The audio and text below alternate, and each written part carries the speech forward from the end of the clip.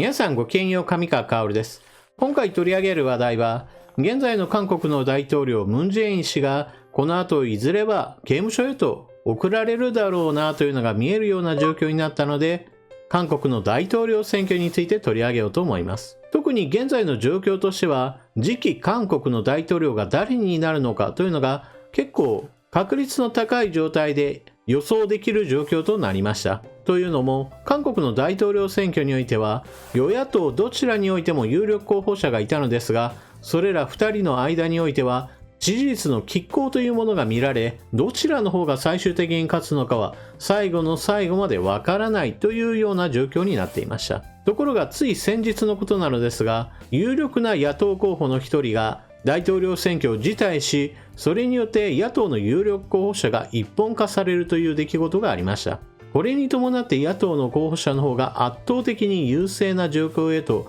なったものですから、今回の動画ではなぜそのような状況になってきたのかといったあたりについての解説を行っていこうと思います。それではまずは関連ニュースから見ていきましょう。韓国大統領選期日前投票始まる。与野党候補も投票。韓国大統領選挙の投票を5日後に控えて、4日から期日前投票が始まり、世論調査の支持率で競り合っている与党のイ・ジェミョン候補と最大野党のユン・ソギョル候補も投票を済ませました。韓国ではムン・ジェイン大統領の任期満了に伴い、第20代大統領選挙の投票が今月9日に行われます。それを前に4日から2日間の日程で期日前投票が始まり、ソウル駅に設けられた投票所には朝から有権者が次々に訪れ1票を投じていました。世論調査機関韓国ギャラップは選挙前としては最後となる調査結果を4日に発表しました。それによりますと、各候補の支持率はユン候補が 39%、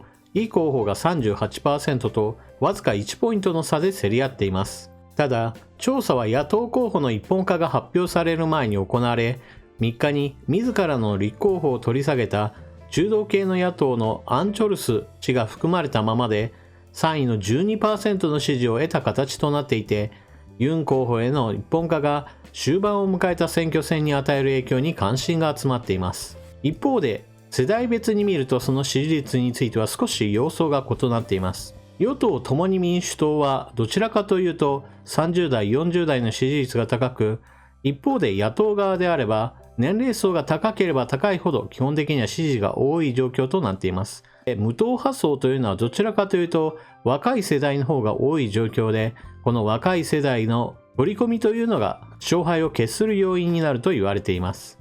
先日野党の候補者が一本化されることによって、このまま勝つだろうという状況になってきました。なぜそのようにして野党側の方が支持率が高くなる傾向にあるかといえば、なんといっても現在の韓国の大統領ムン・ジェイン大統領の行ってきた政治というものが結局のところ国民から支持をされないような状況になってきたからです。ムン・ジェイン大統領そのものは基本的には格差是正であったり、もしくは労働者の利益をもっともっと拡大させようということを言ってきました。掛け声それ自体は多くの国民にとって支持されるものでした。実際問題それに伴って最低賃金の大幅な上昇、それもかなり急いでそうした政策に取り組みました。ですから何もやらなかったわけではないのです。しかし最低賃金の上げ方というものが功を焦るあまりにも急激だったことから、基本的には中小企業を中心にして賃金が上がる代わりに、それだったら雇う人数を減らしてしまおうというような、いわば労働者にとっては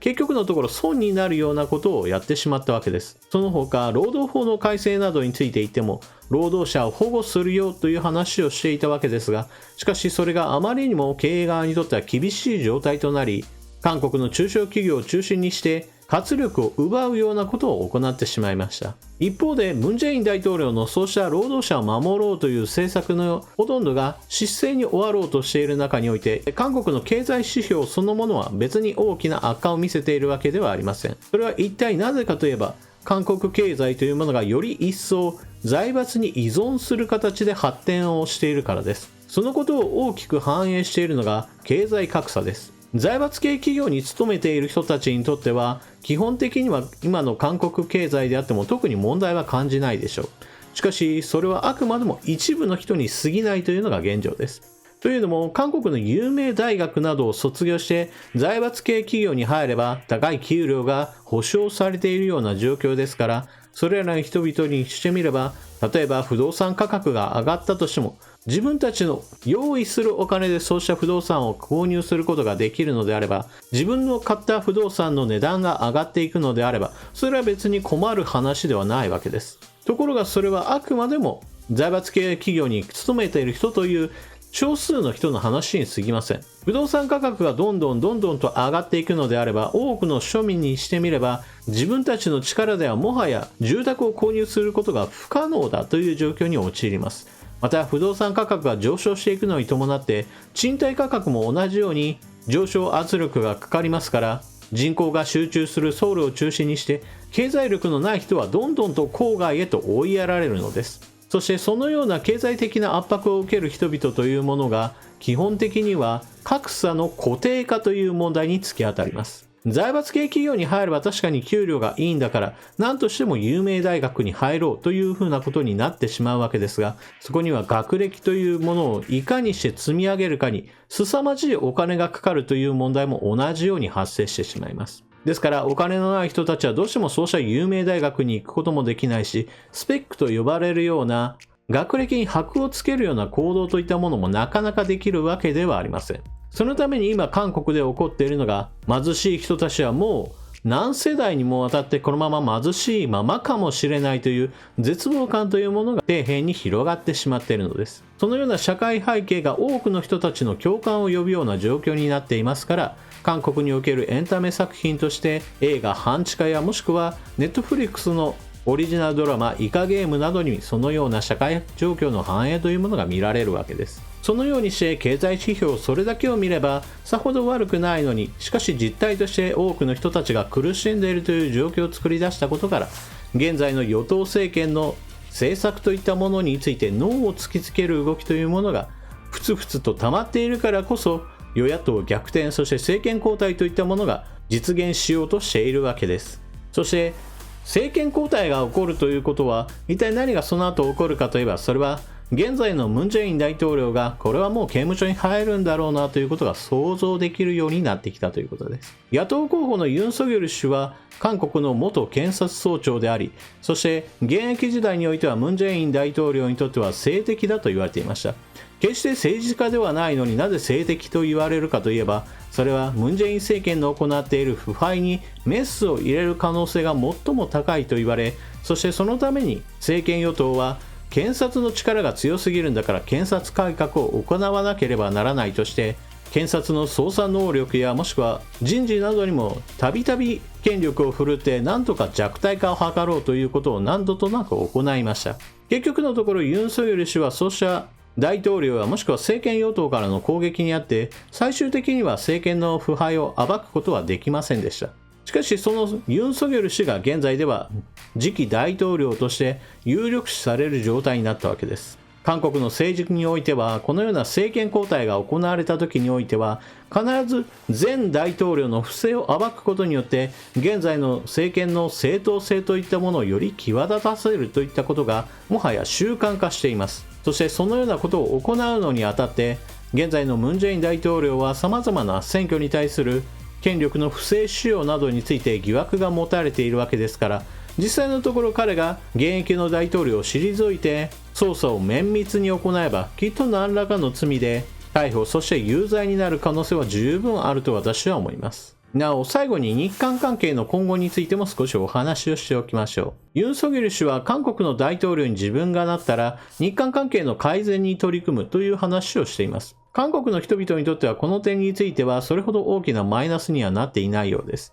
今回の動画の解説の最初の方でも結構長めに話しましたが、彼に期待されているのはムン・ジェイン政権の行ってきた国内経済もしくは不動産価格の行動に対する是正政策を行ってほしいという国民の声であり、基本的には日韓関係というのは選挙戦における中心にはなっていなかったのです。ですからユン・ソギョル氏が大統領になった後日韓関係を改善しようという動きを見せた時に基本的に国民はあまり関心を持たないでしょう。ですがこうした韓国側の動きに対して簡単に日本が応じる必要はありません。なぜならばたとえユン・ソギョル氏自身が日韓関係を改善したいという思いを持っているのであれば、それこそ韓国における反日教育そのものをやめなさいといったことを日本側が強く迫るようなことをしなければ、一時的に見せかけの関係改善を図ったとしても、結局のところ韓国においては反日教育がずっと続いてしまうわけですから、